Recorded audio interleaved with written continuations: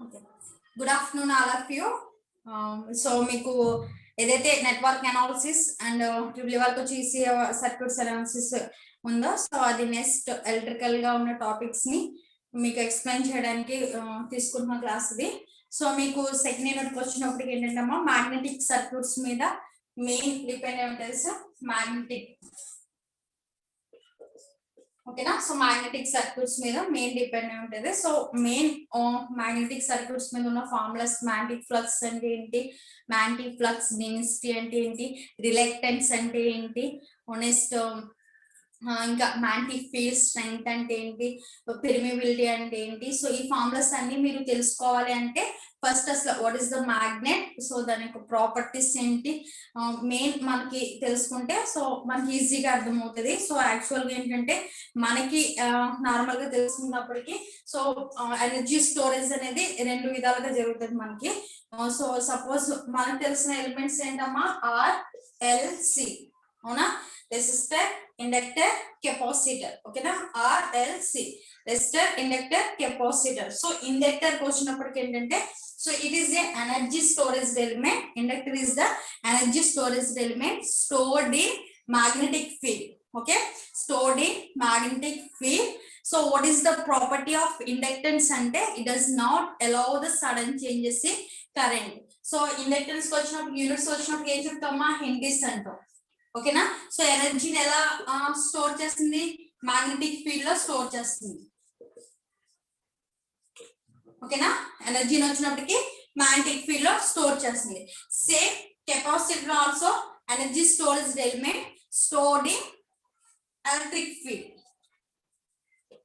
Stored in electric field. So two storage elements ఉంటాయి మనకి, magnetic field next one electric field. So capacitance వచ్చి units వచ్చినప్పుడు మనకి Faraday's. So you know that మళ్ళీ ఒకసారి remind చేస్తున్నాను. ఓకేనా. So inductor, capacitor it is a both are storage elements. Inductor వచ్చినప్పటికి ఎనర్జీ అనేది మ్యాగ్నెటిక్ ఫీల్డ్ లో స్టోర్ చేస్తుంది, కెపాసిటర్ వచ్చినప్పటికి ఎలక్ట్రిక్ ఫీల్డ్ లో స్టోర్ చేస్తుంది. సో దీని యొక్క డిఫరెన్సెస్ మనం తెలుసుకోవాలి ఇప్పుడు. So what is the electric field, what is the magnetic field. So ఆ ఫీల్డ్ యొక్క డిఫరెన్సెస్ ఏంటి, సో దాంట్లోనే ఎలిమెంట్స్ ఏంటి, ఇవి మనం ఇక్కడ ఐడెంటిఫై చేయాలన్నమాట. సో ఇక్కడ వచ్చినప్పటికి ఫస్ట్ ఆఫ్ ఆల్ మనం మ్యాగ్నెటిక్ ఫీల్డ్ గురించి చూద్దాం. So next I will discuss about electric field because you know that also electric field. So I will discuss about next class. So first you will discuss about magnetic field. Okay. So magnetic field కి వచ్చినప్పటికి ఏంటంటమ్మా, first what is the magnet, magnet అంటే ఏంటో తెలియదు మనకు. So what is the magnet? So what is the magnet అన్నప్పుడు so magnet అనేది మీకు ఆల్రెడీ తెలుసు. So magnet is nothing but అయస్కాంతం. అంటే సో ఏదైనా ఐరన్ పీస్ గానీ మెటాలిక్ పీసెస్ గానీ ఉంటే సో ఆటోమేటిక్ ఏమవుతుందమ్మా, అట్రాక్ట్ అవుతుంది. So the attraction force between iron or metallic or another materials కి ఇది అట్రాక్ట్ అవుతే సో ఆ యొక్క బాడీని సో దాన్ని ఏమంటాం అంటే మనం మ్యాగ్నెట్ అంటాం. ఓకేనా. సో ఏదైనా బాడీ తీసుకుంటే ఏదైనా మెటీరియల్ తీసుకుంటే ఆ దానికి ఐరన్ ఆర్ అనదర్ మెటీరియల్ కి ఇది అట్రాక్షన్ అవుతే అట్రాక్షన్ ఫోర్స్ అనేది obtained అవుతే ఆ ఆబ్జెక్ట్ ని మనం ఏమంటామంటే మ్యాగ్నెట్ అంటాం. ఓకేనా. సపోజ్ డస్ట్ తీసుకున్నాం, ఇది అట్రాక్షన్ ఫోర్స్ ఉంటుందమ్మా, ఉండదు. Suppose iron and another material తీసుకుంటే దానికి అట్రాక్షన్ ఫోర్సెస్ ఉంటాయి. సో దాని వల్ల మనం వచ్చే తీసుకున్న ఆబ్జెక్ట్ ని ఏదైతే అట్రాక్ట్ అవుతుందో ఆబ్జెక్ట్ ని ఏమంటాం అంటే మ్యాగ్నెట్ అంటాం. సో ఈ మ్యాగ్నెట్స్ కి వచ్చినప్పటికి ఏంటంటే మనకి టూ టైప్స్ ఆఫ్ మ్యాగ్నెట్స్ ఉంటాయి, natural magnets and artificial magnets. Natural magnets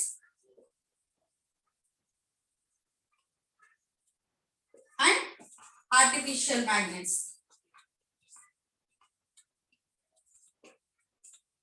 ఓకేనా. సో న్యాచురల్ మ్యాగ్నెట్స్ అంటే ఏంటంటే మనకి సో ఇవి మనకి ఓర్స్ లో మైనింగ్ చేయడం వల్ల అటువంటి సిచ్యువేషన్స్ లో మనకి దొరుకుతాయి న్యాచురల్ మ్యాగ్నెట్స్ అనేవి. అండ్ మనం చిన్నప్పుడు ఎక్కువ ఆడుతాం. సో ఒక ఇసుకలో కానీ మనం ఒక క్లాత్ పెట్టి ఆ ఇసుక ఇలా ఇలా అంటే ఆటోమేటిక్ దాని చుట్టూరు మ్యాగ్నెట్స్ అవి అంటుకుంటాయి. సో అలా అట్రాక్ట్ అవుతూ ఉంటాయి ఇసుకలో ఉన్నప్పుడు. సో అవన్నీ ఏంటి మనకి న్యాచురల్ మ్యాగ్నెట్స్ అవి. సో బట్ మన ఇక్కడ మోడరల్ గా మోటార్స్ కానీ జనరేటర్స్ కానీ సో రిమైనింగ్ ఏదైనా ఎక్విప్మెంట్స్ తీసుకుంటున్నామంటే మనం ఎక్కువగా యూజ్ చేసే మ్యాగ్నెట్స్ ఏంటంటే ఆర్టిఫిషియల్ మ్యాగ్నెట్స్ యూజ్ చేస్తాం. బికాస్ న్యాచురల్ మ్యాగ్నెట్స్ మన ఎంత దాని యొక్క మెయింటెనెన్స్ కానీ అండ్ క్యాపిటల్ కాస్ట్ కానీ ఇవన్నీ ఎక్కువ అవుతాయి కాబట్టి సో మనం ఎక్కువగా ఏం యూజ్ చేస్తామంటే ఆర్టిఫిషియల్ మ్యాగ్నెట్స్ అనేవి యూజ్ చేస్తాం. సో ఆర్టిఫిషియల్ మ్యాగ్నెట్స్ వచ్చినప్పటికి ఏంటంటే it is classified into 2 types. So it is classified into 2 types. So first one కి వచ్చినప్పటికి ఏంటంటే temporary magnets, second one permanent magnets. ఓకేనా? So temporary magnets, permanent magnet. So temporary magnets అంటే ఏంటి? Name లోనే ఉంది టెంపరరీ అంటే తక్కువ కాలం ఏదైతే. వెయిటింగ్ లిస్ట్ లో ఉన్నారు మ్యామ్. Okay 1 minute.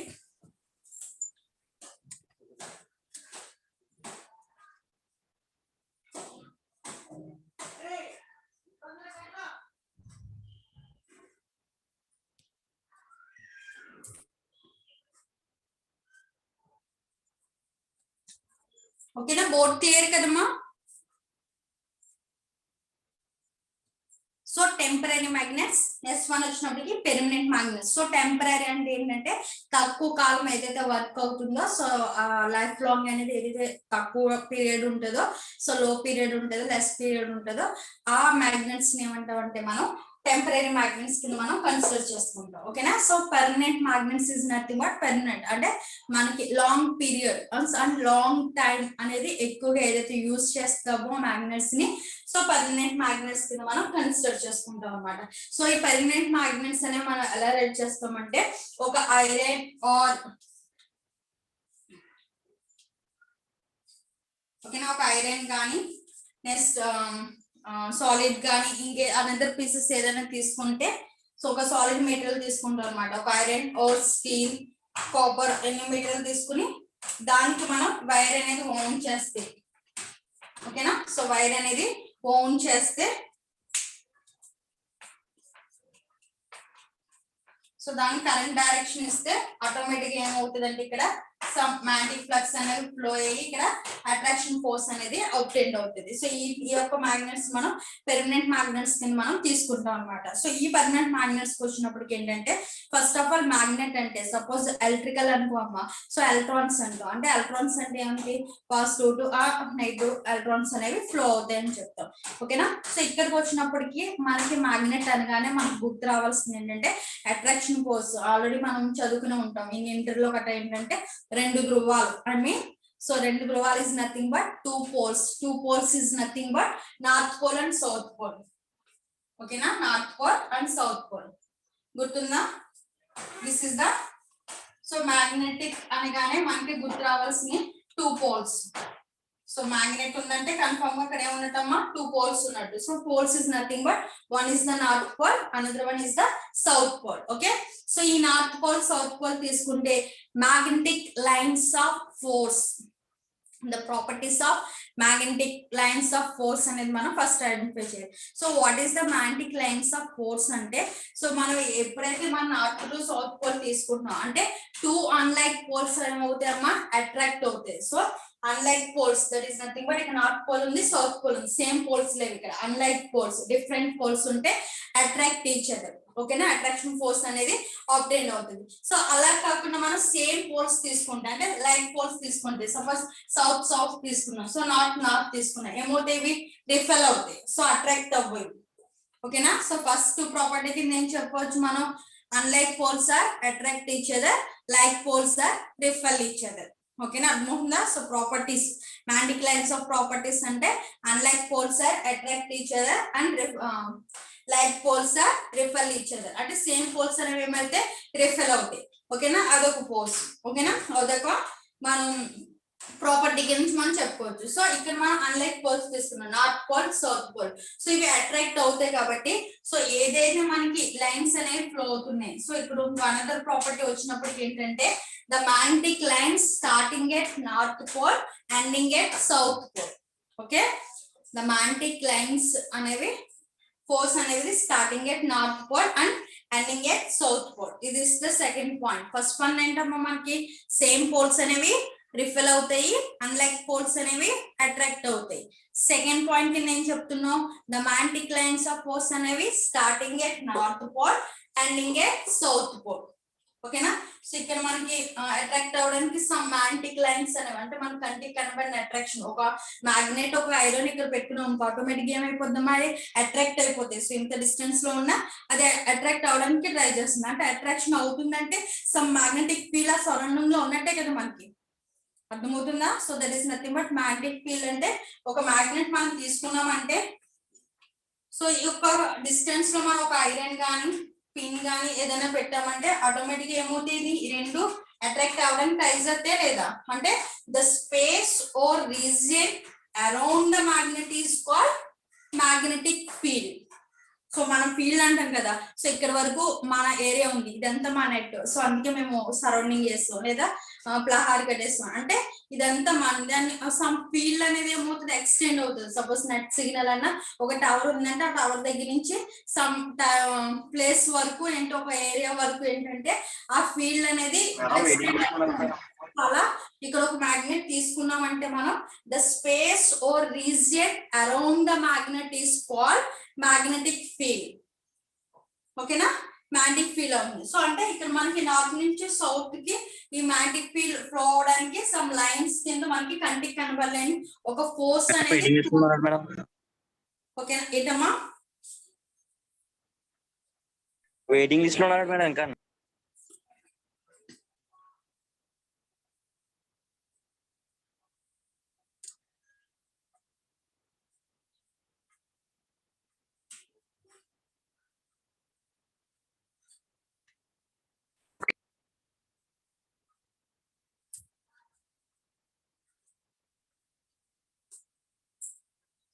ఓకే. ఏదైతే మనకి ఇమాజినరీ లైన్స్ కింద మనకి ఏ అయితే ఫ్లో అవుతున్నాయో north to south some lines అనేవి, సో ఆ imaginary lines is called magnetic lines of force. Magnetic lines of force. ఓకేనా, గుర్తుపెట్టుకోండి. ఒకటి మ్యాగ్నెట్ గురించి చెప్పుకున్నాం. మ్యాగ్నెట్ అంటే ఎనీ ఆబ్జెక్ట్ తీసుకుంటే ఆ object metal are another material ని పీస్ ఆఫ్ మెటీరియల్ ని అట్రాక్ట్ చేస్తే ఆ బాడీని మనం మ్యాగ్నెట్ కింద తీసుకుంటున్నాం. సో ఆ మ్యాగ్నెట్ మనకి ఏంటంటే టూ పోల్స్, ఏంటి north pole south pole. So ఈ నార్త్ నుంచి సౌత్ కి ఏ అయితే ఇమేజినరీ లైన్స్ ఫ్లో అవుతున్నాయో ఆ ఇమేజినరీ లైన్స్ ని ఏమంటాం అంటే మనం మ్యాగ్నెటిక్ లైన్స్ ఆఫ్ ఫోర్స్ అంటున్నాం. ఓకేనా, మ్యాగ్నెటిక్ లైన్స్ ఆఫ్ ఫోర్స్. గుర్తుపెట్టుకోండి, what is the magnetic lines of force అంటే north to south pole flow the imaginary lines is called magnetic lines of force. ఓకేనా. So next one వచ్చినప్పటికి ఏంటంటే మనకి the total magnetic lines of force is called. So north నుంచి south అనే మనకి ఎన్ని flow అవుతున్నాయి మనకి కనబడు. ఓకేనా. So the total magnetic lines of force in magnetic field. So ఇదంతా మ్యాగ్నెటిక్ ఫీల్డ్ కదా. So in magnetic field, the total magnetic lines of force is called magnetic flux. గుర్తుపెట్టుకోండి, చాలా చాలా ఇంపార్టెంట్ ఈ definitions. What is the magnetic lines of force in magnetic field? The imaginary lines is called magnetic lines of force. And what is the magnetic flux? And in magnetic field, the total magnetic lines of force is called magnetic flux.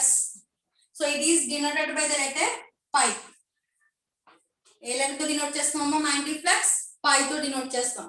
It is denoted by the letter pi. And units వచ్చినప్పటికి webers. Units are very important. Okay. So ఎలా అయితే current కి amperes, voltage కి volts, power కి watts అని ఎలా గుర్తు పెట్టుకుంటున్నామో యూనిట్స్, సో ఇక్కడ magnetic flux డెన్సిటీ అలా మనకి units are very important. So గుర్తు పెట్టుకోండి. సో magnetic flux వచ్చినప్పటికి ఏంటమ్మా, the total magnetic lines of force is called magnetic flux. It is denoted by the letter pi. And units వచ్చినప్పటికి webers. ఓకేనా. So this is the magnetic flux. Next magnetic flux density. So next topic ఏంటమ్మా, first ఏం చెప్పుకున్నాం, magnetic lines of force.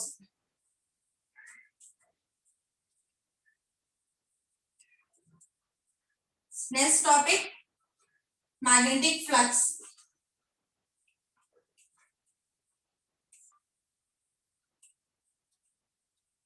Okay na? Next one, magnetic flux density. So magnetic flux వచ్చినప్పుడు మనం పై తో denote చేస్తున్నాం, units వచ్చినప్పటికి webers.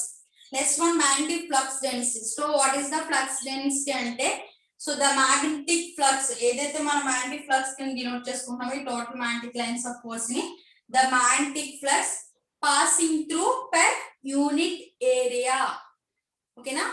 So some area, the magnetic flux passing through per unit area. So that is nothing but B. Magnetic flux density మనం B తో denote చేస్తాం. B equal to pi by A. B equal to pi by A. Magnetic flux density అంటే ఏంటమ్మా? B equal to pi by A. Formulas రాసుకోండి మీరు, side లో ఒక book తీసుకుని బుక్ మీద రాసుకుంటూ ఉండండి. ఓకేనా? మ్యాగ్నెటిక్ ఫ్లక్స్ అంటే పై అన్నాం. So magnetic flux density is nothing but B తో డినోట్ చేసుకుంటాం. And the magnetic flux passing through per unit area. So A is nothing but area, pi is nothing but magnetic flux. Magnetic flux units ఏం చెప్పానమ్మా? Weber. per area units ఏంటమ్మా? Meters square. So magnetic flux density units అంటే ఏం చెప్తాం? Weber per meter square. Weber per meter square. This is the magnetic flux density. ఓకేనా? Formula గుర్తుపెట్టుకోండి, magnetic flux density. So fourth one వచ్చినప్పటికి ఏంటంటే మనకి magnetic field strength. Magnetic field strength.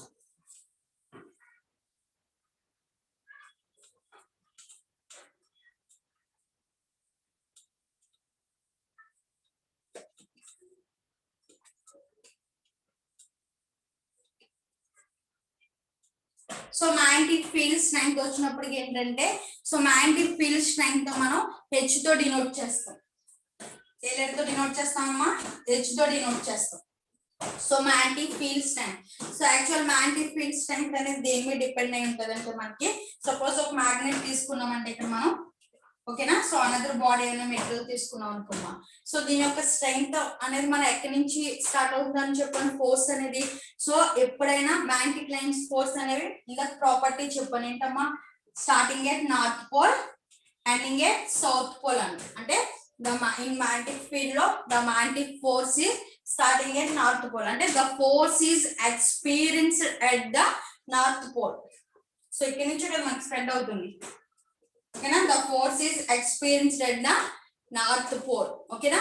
Next one వచ్చినప్పటికి ఏంటి మనకి, సపోజ్ టూ మ్యాగ్నెట్స్ అనేవి మనకి ఇంత దగ్గరగా ఉన్నాయనుకో, సో అట్రాక్షన్ ఫోర్స్ అనేది ఎలా ఉంటుందమ్మా? ఎక్కువగా ఉంటుంది.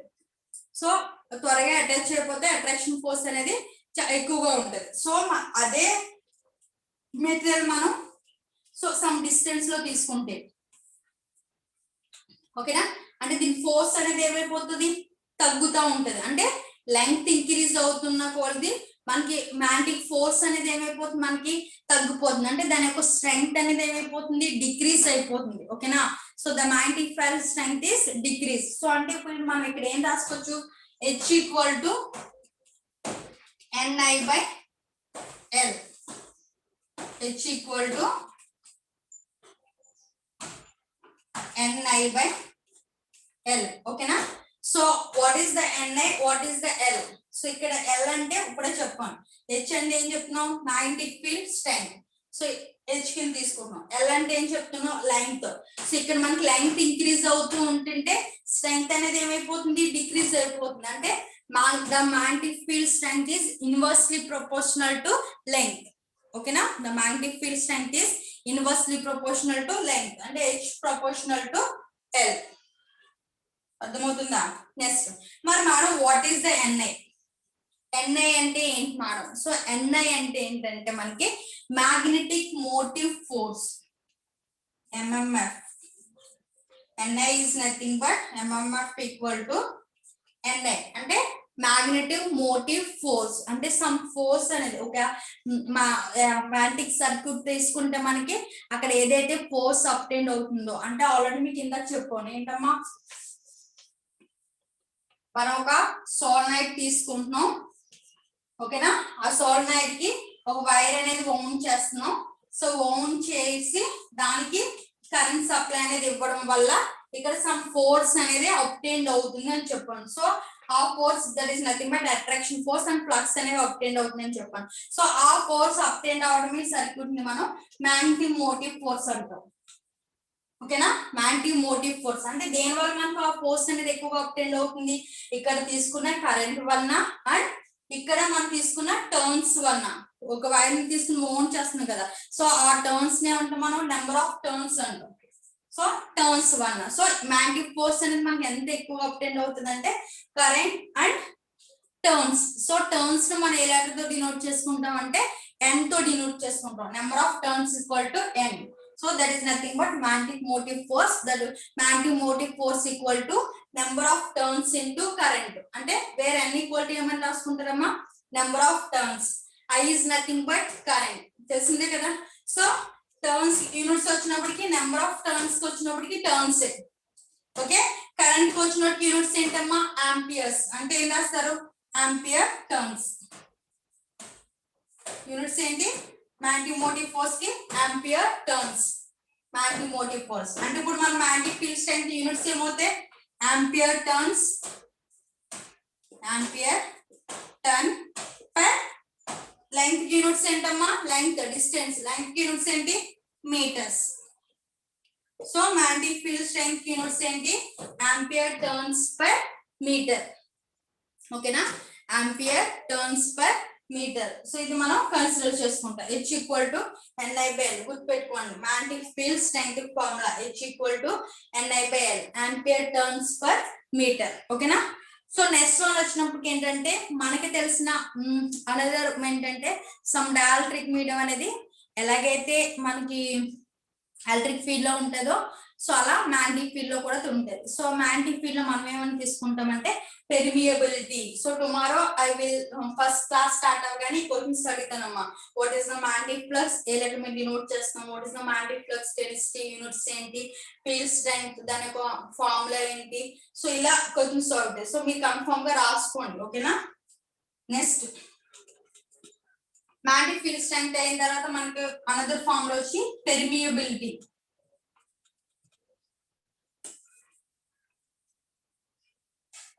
పెర్మియబిలిటీ, పెర్మియబిలిటీ, ఓకేనా. సో పెర్మియబిలిటీ వచ్చినప్పటికి ఏంటంటే మనకి ఇక్కడ సో పెర్మియబిలిటీ అంటే ఏంటంటే ఏదైతే మనం మ్యాగ్నెటిక్ ఫ్లక్స్ అనుకుంటున్నామో సో ఈ మ్యాగ్నెటిక్ ఫ్లక్స్ అనేవి freely pass through it.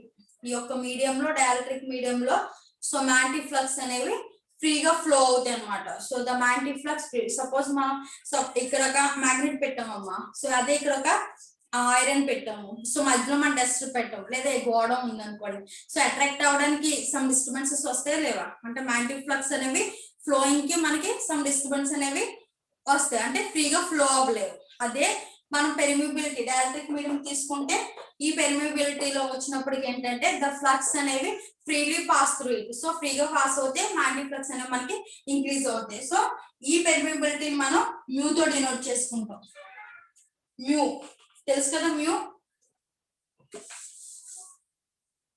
Mu ఓకేనా. Mu is nothing but permeability. So పర్మియబిలిటీకి ఫార్ములా వచ్చినప్పటికి ఏంటంటే mu equal to mu not into mu are.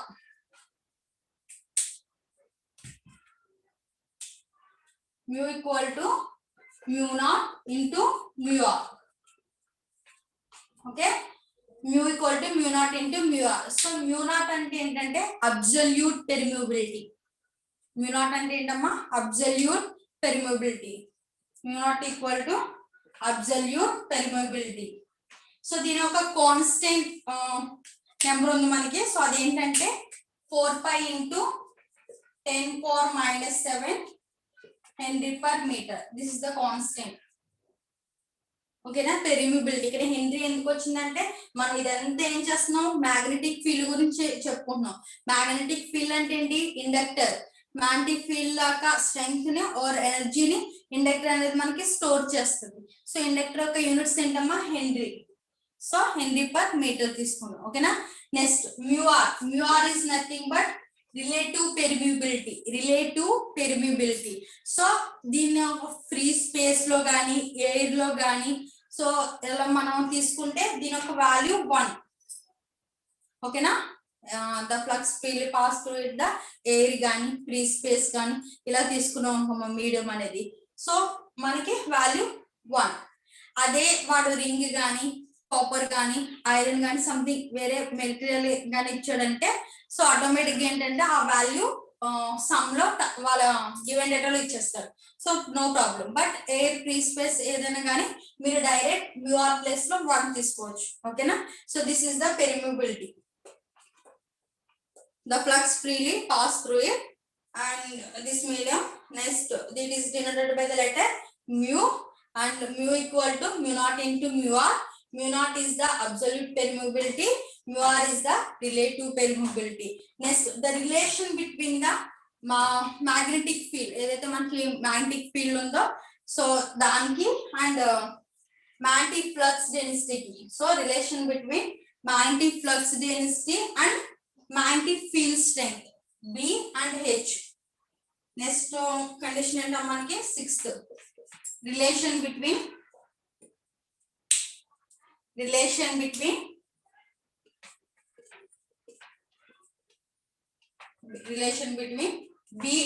H.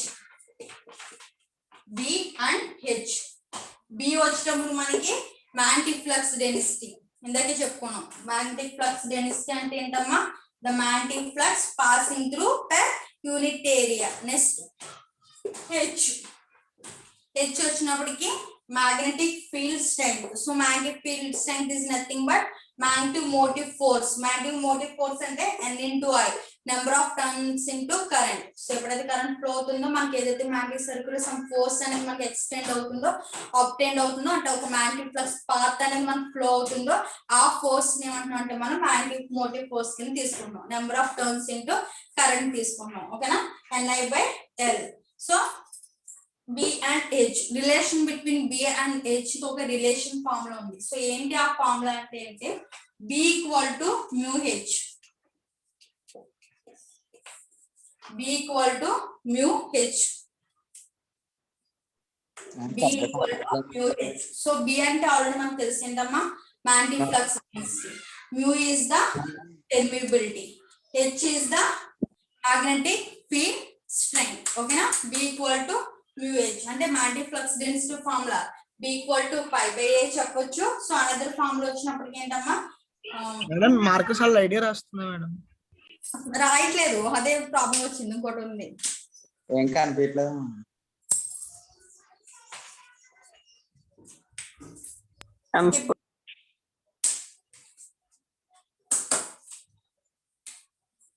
Formula మీకు ఇన్బడింది కదమ్మా B equal to mu H. B equal to mu H.